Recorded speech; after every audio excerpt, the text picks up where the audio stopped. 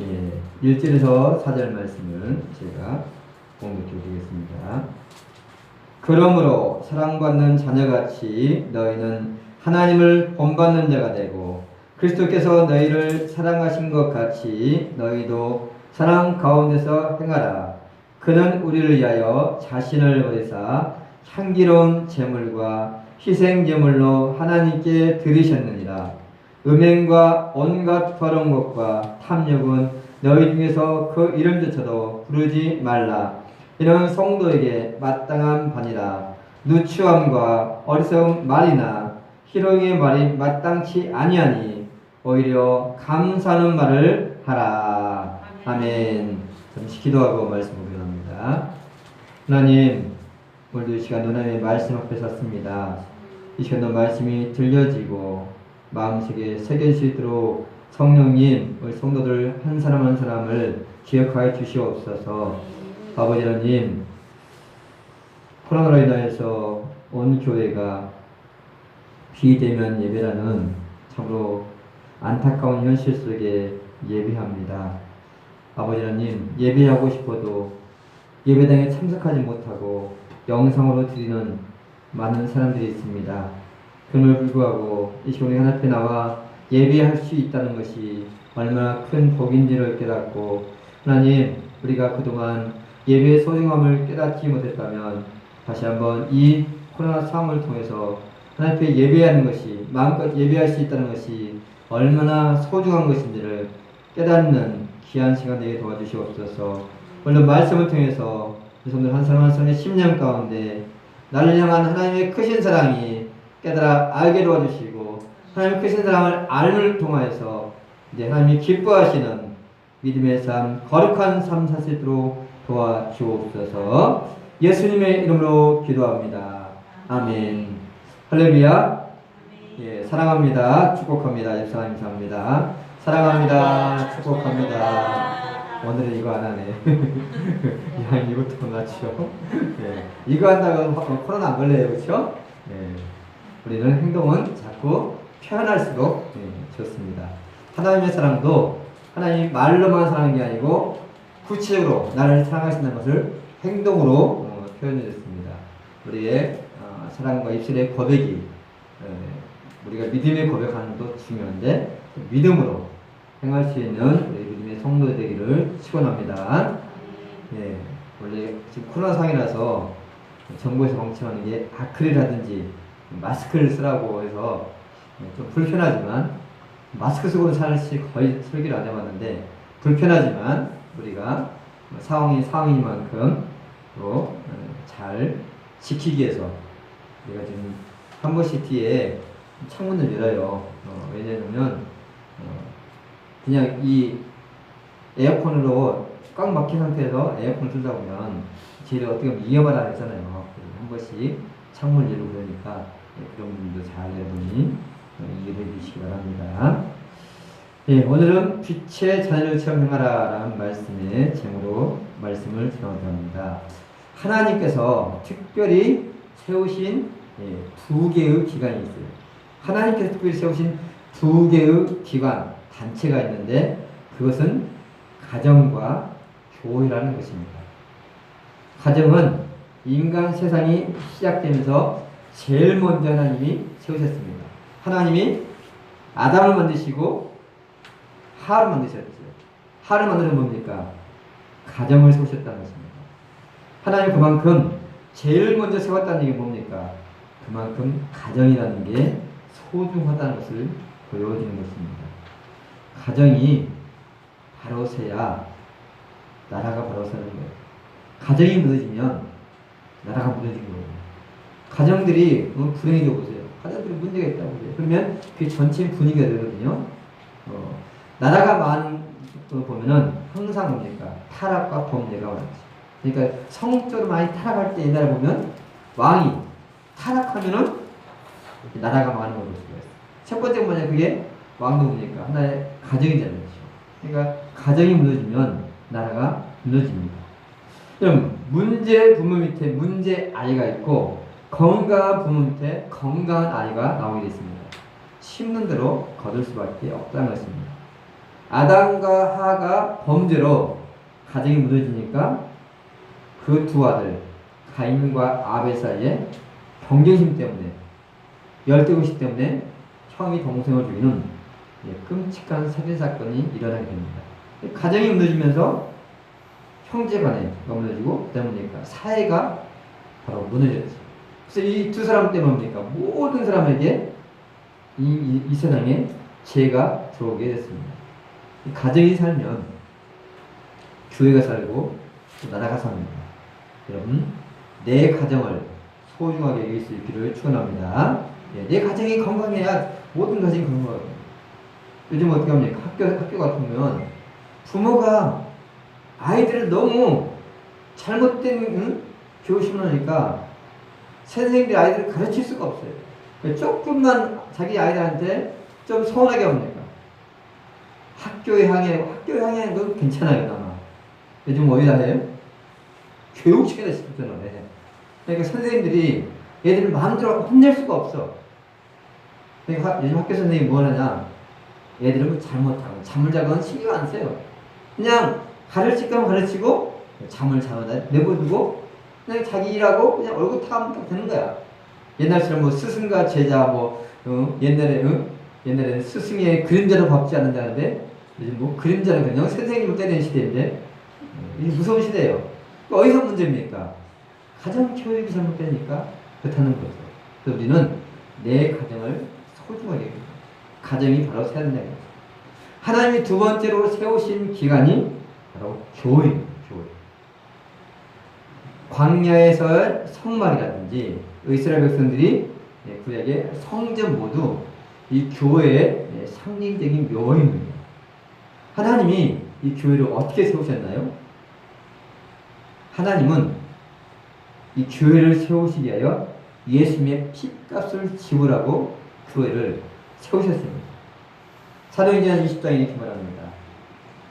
여러분은 자기를 위하여 또는 온 양떼를 위하여 삼가라. 성령이 그들 가운데 여러분을 감독자로 삼고 하나님이 자기 피로 사신 교회를 보살피게 하셨느니라. 아멘. 하나님께서는 교회를 뭘로 세우셨어요? 예수님의 피로 세우셨던 것입니다. 교회는 돈 주고 세우는 게 아니에요. 교회는 뭐 가지고 세우는 게 아니고요. 교회는 돈 주고 세우는 게 아니라. 예, 교회는 건물이 아니란 말이에요. 이거는 예배당이에요, 예배당. 교회란 것은 예수를 믿는 한 사람 한 사람을 교회라고 합니다. 예수 믿는 한 사람 한 사람이 모여있는 곳이 교회예요. 여기에 예수 믿는 사람이 없다면 건물이 교회라서 교회가 아니란 말이에요. 비록 건물이 없어도 예수 믿는 두세 사람이 모여있으면 그것이 곧 교회란 말이에요. 그래서 초대교회는요, 이렇게 뭐 건물이 있는 교회가 아니었어요. 그냥 가정 집이었단 말이에요. 근데 그거를 교회라고 해요. 왜? 예수 믿는 사람이기 때문에. 여러분, 예배당은요, 돈 주고 살 수 있어요. 그렇죠? 예배당 건물은 뭘로 사요? 믿음으로 사는 게 아니라 돈 주고 사잖아요. 근데 여러분, 영혼은 어떻게 합니까? 우리의 영혼은 돈 주고 사는 게 아니라는 것입니다. 사람의 영혼은 생명으로만 대신할 수 있습니다.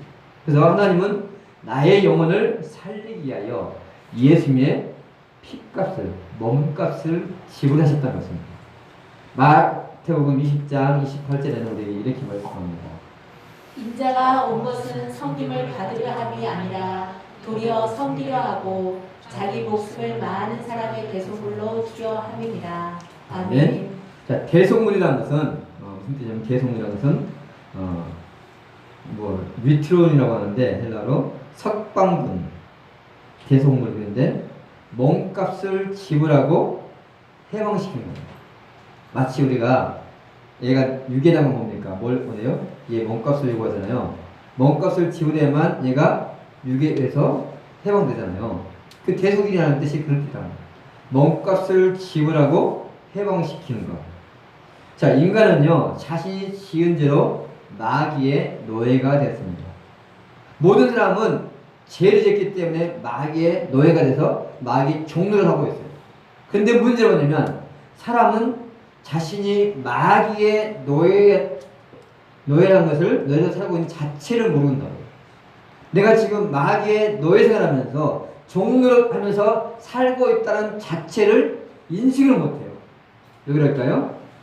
이 세상에 태어난 순간부터 마귀의 노예로 살아왔기 때문에 내가 지금 마귀의 종노릇 하고 있구나, 마귀의 노예로 살고 있구나는 인식을 못한다는 거죠. 마귀의 노예라는 게 뭡니까? 내가 주인되어 내 마음대로 사는 게 지금 마귀의 노예로 사는 거거든요. 내 마음대로 사는 거라고 착각해요. 내 마음대로 사는 게 아니라 사실은 마귀가 시키는 대로 살아가는 거거든요. 그러니까 마귀가 시키는 대로 사는 게 뭐합니까? 예수를 안 믿는 거죠.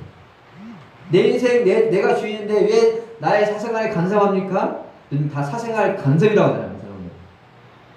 그러니까 요즘 저도요, 함부로 교회 성도들이 신방 못 가요. 왜? 목사님 왜 남의 사생활을 함부로 이렇게 침범하십니까? 못 가. 옛날 같은 경우는 편하게 갔거든요. 요즘 근데 함부로 못 가. 문도 잘 안 열어줘. 그렇죠? 네, 가려고 해도 문도 잘 안 열어줘. 왜? 내 마음대로 사는 거죠. 근데 그게 뭐냐? 마귀가 시키는 대로 살아가는 거거든요. 근데 몰라. 왜? 처음부터 그렇게 살아왔기 때문에.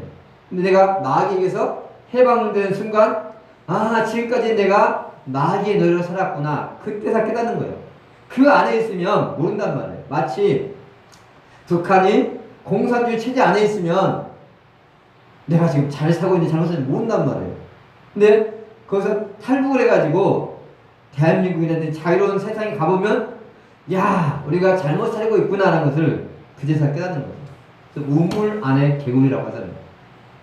우리는 마귀의 종노릇 하는 사람은 내가 지금 마귀의 종노릇 하다가 결국 지옥 가는 것을 알지를 못한다는 것입니다. 근데 마귀의 노예가 된 이상 절대로 자기의 힘으로는 마귀에서 해방될 수 없다는 거죠. 스스로 자신을 구출할 수가 없단 말이에요. 주인이 해방시켜 주거나 누군가가 몸값을 대신 지불해 주어야 합니다. 이것이 노예의 운명이에요. 노예란 거잖아요. 자기가 스스로 해방될 수가 없어요. 주인이 해방을 선해주든지 아니면 다른 누군가가 노예의 몸값을 지불하고 사야만 그 주인에게서 해방될 수가 있는 거죠. 바울은 이런 상태를 에베소 2장 때 보니까 허물과 죄로 죽었던 너희를 살렸다라고 합니다. 우리는 마귀의 종으로 하는 우리를 예수님께서 몸값을 지불하고 우리를 하나님께서 사셨다는 거예요. 그래서 하나님은 너는 내 아들이다. 너의 마귀의 아들이었는데 이제 우리는 누구예요? 하나님의 자녀가 되었습니다. 어떻게? 예수님 몸값을 지불하고 있습니다. 하나님 보실 때 마귀의 종에 대해 아무 소망이 없는 우리를 예수님의 핏값을 지불하고 우리를 사셨습니다. 그래서 2절에 우리에게 이렇게 말씀합니다. 그는 우리를 위하여 자신을 버리사 향기로운 제물과 희생 제물로 하나님께 드리셨느니라. 아멘. 아멘. 그래서 그는 누구냐면 예수를 말하는 거예요. 예수는 우리를 위하여, 나를 위하여 자신을 버렸다. 십자가에서 자신이 희생제물로 죽으셨어요. 누구 때문에? 우리를 마귀에게서 건져내려고, 지옥에서 건져내려고, 나 하나를 살리기 위하여 예수님이 대신 죽은 거예요. 물론 온 인류지만 작게는 나 한 사람이에요. 나 한 사람. 예수님은 나를 위해 죽으셨어요. 그렇게 하면 나 때문에 죽었어요. 나 때문에. 내 죄값이 예수님을 십자가에 죽였어요. 여러분 십자가를 보면서 뭘 느낍니까? 십자가는 우리 앞에 십자가 있고 또 종탑에 십자가가 있는데 저 십자가는 왜 세워놨나요? 저곳에 교회가 있구나. 그 표시하기 위해서 십자가 그런 겁니까? 물론 이곳에 교회가 있다는 것도 아닌 거지만 그게 본질이라는 거죠.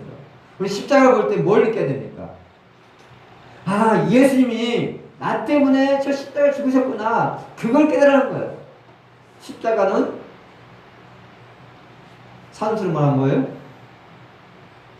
산수로 말하면 뭐예요? 십자가는 더하기잖아요. 더하기. 의미가 십자가는 하나가 되는 거거든요. 하나님과 우리가 하나 되고 이웃과 우리가 하나 되는 것이 십자가 더하기. 즉 십자가는 뭐냐? 예수를 믿으면 우리 인생이 더하게 인생을 산다는 그런 영적인 의미를 베풀고 있어요. 예수 믿으면 지옥 가는 우리 인생이 천국 가요. 바로 예수님은 나의 죄 때문에 바로 죽으신 거예요. 내 죄가 예수를 십자가에 죽게 했던 거예요. 이것을 깨달은 제자들은 예수님을 위해서 순교했어요. 여러분, 나는 과연 무엇을 위해 살고 무엇을 위해 죽을 것입니까? 나는 지금 무엇을 위해 살아갑니까? 그 다음에 무엇을 위해 죽을 것입니까? 바울은 에베소의 성도에게 이것을 묻습니다. 예수님이 나 때문에, 나의 죄 때문에 죽은 것이 실감이 나지 않는다면 생각해보세요. 누군가가 나 때문에 대신 죽었다고 생각합니다. 전쟁 중에 전과 싸움하다가 나를 살리기 위해서 누가 죽었어. 옛날에 제가 라이언 일병 구하기 영화를 듣게 되는데 그 한 사람을 살리기 위해서 특공대 8명이 죽었어. 그 한 사람을 살리기 위해서. 그러면서 내가 어떻게 살아야 되느냐. 라이언 너 잘 살아야 돼. 너 하나 살리려고 8명이 죽었는데 네가 허락방탕에 살면 안 되지 않느냐. 예수님 우리에게 그걸 묻는 거예요. 나 때문에 자식을 살리기 위해서 엄마가 죽었어. 누군가가 죽었어. 자동차 사고로, 화상으로. 제가 지난 금요일날 이런 예화를 드렸습니다. 사실 예화를 띄우려고 했는데 영상을 띄우는데 영상이 없더라고요. 어떤 영상이냐면 어떤 고등학교 여자아이가 학생이 자기 엄마가 학교에 오는 걸 너무너무 싫어하는 거야. 왜냐하면 엄마가 화상을 입어가지고 얼굴이 너무 끔찍한 거야. 화상 입은 엄마가 학교에 오는데 가장 예민한 이 학생이, 여학생이 특별히 그걸 좋아하겠어요? 요즘 아이들이 어떻게 합니까? 조금만 단점이 있어 그거 뭡니까? 그거 놀리잖아요. 이름 가지고 놀리고 얼굴 가지고 놀리고 부모님이 그렇게 해보세요. 야, 제 부모 얼굴이 화상이 어때 장애인인데 얼마나 놀릴 거야 되잖아요. 그러니까 야 이거 너무 엄마가 학교 오는 게 너무 창피한 거예요. 그래서 엄마가 학교 오는 거 싫어해. 왜 친구들이 놀릴까 봐. 근데도 그런 엄마를 예민한 또 어느 날 비가 오니까 비가 오는데 갑자기 비가 오니까 우산을 안 가져갔어요. 그러니까 엄마는 아이 걱정하니까 우산을 가지고 학교로 가는데 친구들이 있으니까 그 엄마를 예민하는 거예요. 그러면서 이 아이가 얼마나 마음이 아프겠어요. 왜? 그래도 엄마인데 자기 친구들 앞에서 모른 체 하니까 얼마나. 근데 이 아이는 한 번도 엄마가 왜 이렇게 화상 입었는지를 생각을 안 했어요. 엄마는 말을 안 했습니다. 근데 어느 날 이 학생이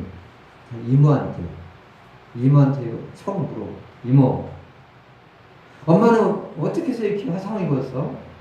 왜 얼굴이 이렇게 됐냐고 물어본 거야. 그래서 처음으로 이 이모가 자기 엄마가 어떻게 해서 이렇게 화상을 입게 됐는지를 설명한 거야. 그래, 너 어릴 때 너희 집에서 불이 났단다. 네가 아직 어릴 때 불이 났는데 그 불 타고 있는데 엄마는 집 안에 있는 너를 살리려고 들어가서 너를 건져내다가 화상을 입어서 이렇게 됐단다. 덕분에 너는 하나도 다치지 않고 무사히 나올 수가 있었어. 누구 때문에? 자기 때문에 엄마가 이렇게 화상을 입었는데 몰랐던 거예요. 바로 그것을 이모한테 듣는 순간 정말 자기 엄마한테 잘못했다고 해서 어머니에게 잘했다라는 그런 영상이 있습니다. 그럼 우리가 하나님께서 나의 죄 때문에 예수님이 죽었다고 한다면 여러분 내가 어떻게 살아야겠습니까? 여러분 내가 무엇인데, 내가 어떤 존재이기에 하나님이 자기 아들까지 실현시키면서 나를 구원하십니까? 대체 내가 무엇인데? 과연 나는 그럴 만한 가치가 있는 사람일까요? 하나님은 그만큼 나를 사랑하시고 가치 있게 여기신다는 것입니다. 로마서 5장 8절은 이렇게 우리에게 말씀하십니다. 로마서 5장 8절 말씀 읽어보겠습니다.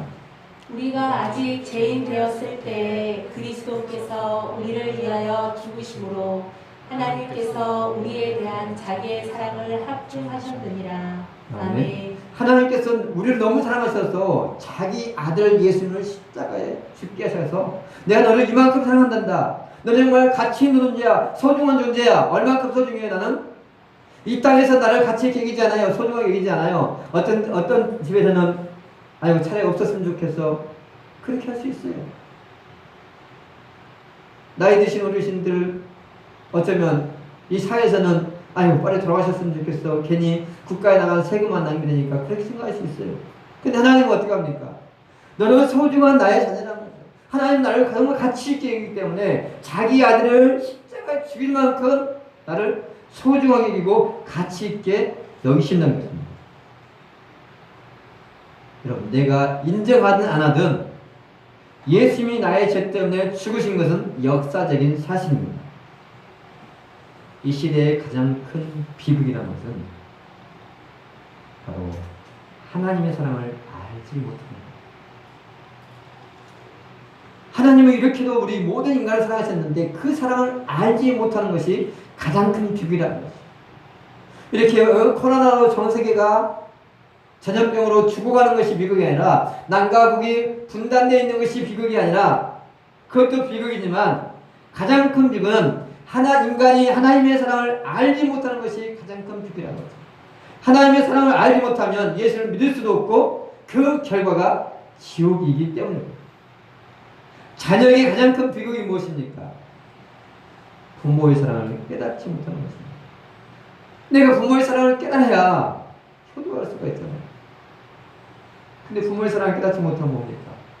밤낮 부모에 대해서 불평하고 원망하죠.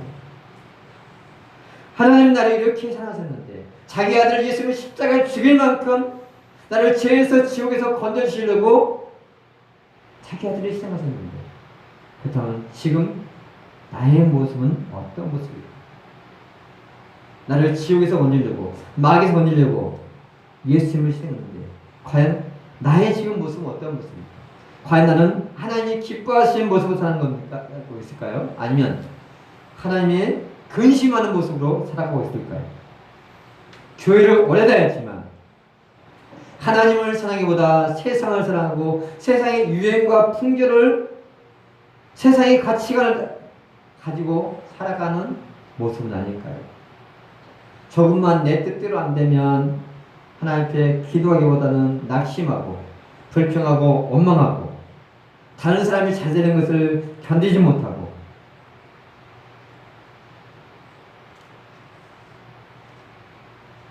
자기밖에 모르는 이기주의적인 삶을 사는 모습이 아닙니다. 이런 모습을 볼 때 어떻게 합니까? 세상도 실망하고 우리도 스스로 실망합니다.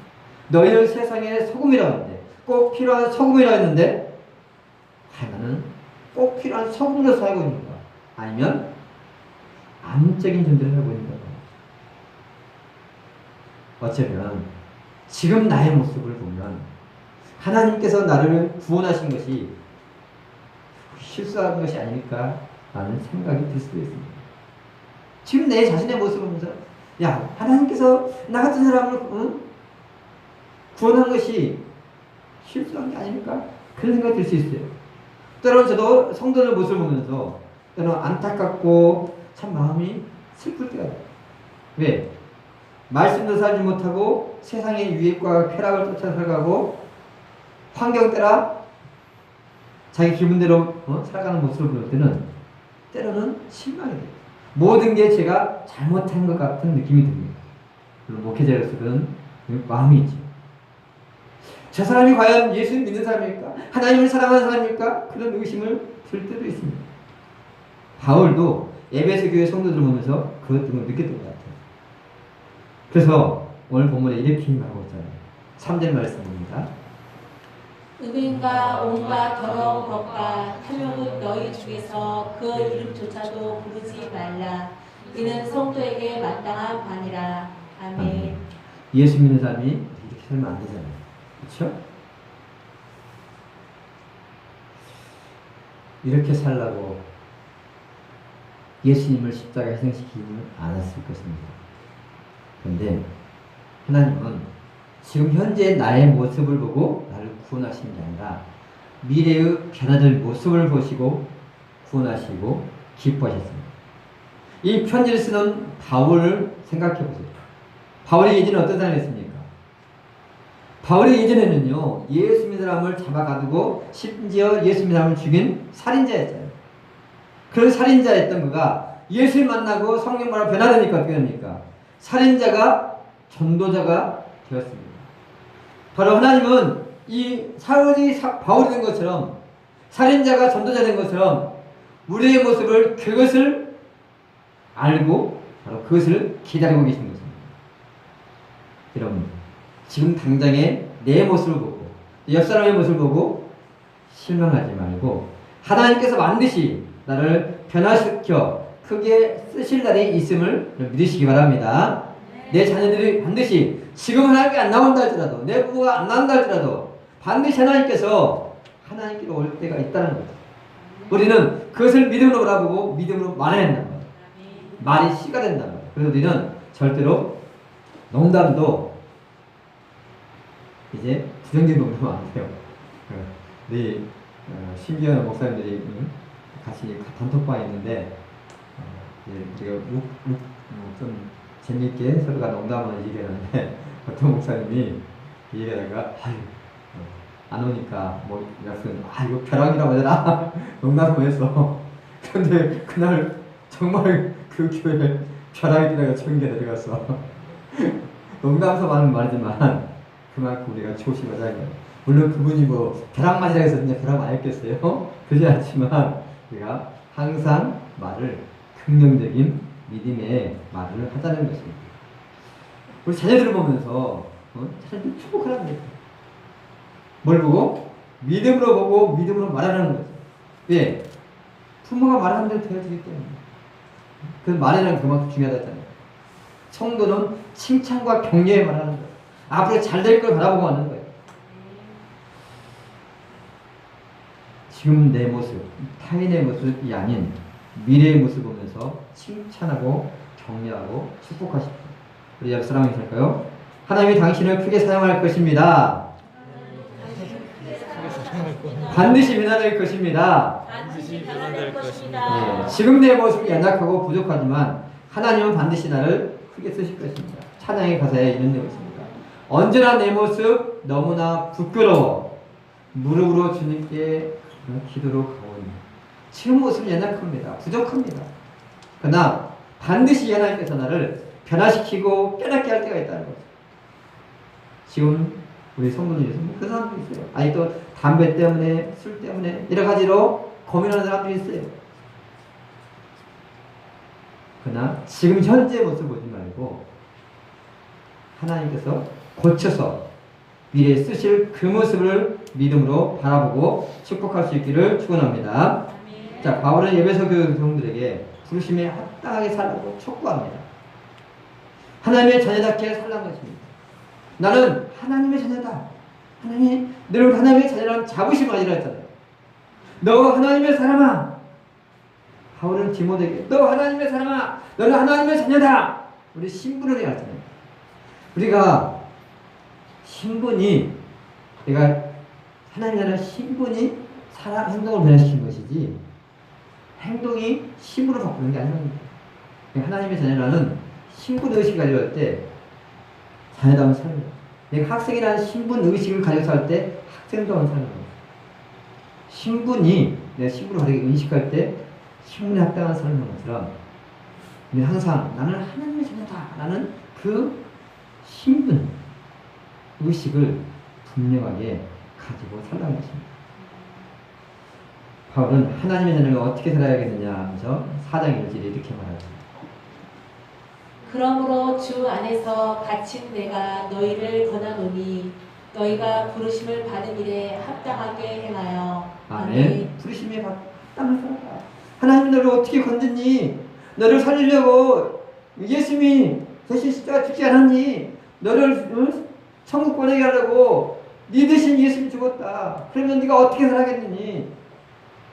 네가 하나님의 자녀라면 그 예수님의 은혜를 안다면 하나님의 사랑을 안다면 너 그렇게 살면 안 된다는 것을 바울은 촉구를 하고 있는 거죠. 하나님의 사랑에 살려면 먼저 하나님의 사랑을 깨달아야 돼요. 자식이 부모의 사랑을 깨달아야 효도하듯이 하나님의 사랑을 깨달을 때 우리는 하나님의 자녀답게 살 수가 있습니다. 하나님의 사랑을 깨닫는 방법은 바로 성령을 받는 거지. 이론과 지기대로 되는 게 아니고 성령으로. 교회를 아무리 오래 다녔어도 사랑을 깨닫지 못하면요 언제든지 교회를 떠날 수가 있어요. 예수님은 역사적인 인물이지만 예수님의 속죄사역은요 2000년 전에 일어난 거예요. 그러니까 이러면 어떻습니까? 우리가 눈으로 본 적이 없기 때문에 좀 실감 나지 않잖아요. 근데 이게 실감 나려면 어떻게 해야 돼요? 성령이 임할 때, 성령이 나게 임할 때, 아, 예수님이 나의 죄 때문에 죽으셨구나. 그러면서 어떻게 하는 거예요? 회개하게 되고, 또 믿음으로 살게 되는 거죠. 예수님이 나의 죄에서 죽으셨는데, 그 십자가의 사랑이 헛되지 않도록 우리는 거룩하고 정결하게 살아야 합니다. 성령이 오셔서 깨닫게 해달라고, 애통한 마음 달라고, 나를 변화시켜달라고 우리는 기도하게 됩니다. 내가 변하면 가정이 변하고 교회가 사회가 변합니다. 그런데 우리는 다른 사람이 변화되기는 바라면서 기도하면서 정작 중요한 내가 변화되기는 무하십니다. 하나님, 우리 자녀들, 우리 남편, 우리 아내 변화시켜 주세요 라고 기도하면서도 정작 중요한 변화되어야 할 내 자신은 서울에 없죠. 하나님, 나를 변화시켜 주시옵소서. 이제는 내가 살아도 주님을 위해 살고 죽어도 주를 위해 살 수 있도록 도와주세요. 예수님께서 나의 죄를 지으신 것처럼 이제 내가 무엇을 위해 살았습니까? 누구를 위해 살아야 되고 누구를 위해 죽었습니까? 나를 위해 피를 주신 예수님을 위해 살 수 있도록 주님 나를 위해 주시옵소서. 성령 받아서 하나님의 크신 사랑을 깨달아 할 수 있도록 도와달라고 이 시간 같이 기도하겠습니다. 이 시간 같이 기도하겠습니다.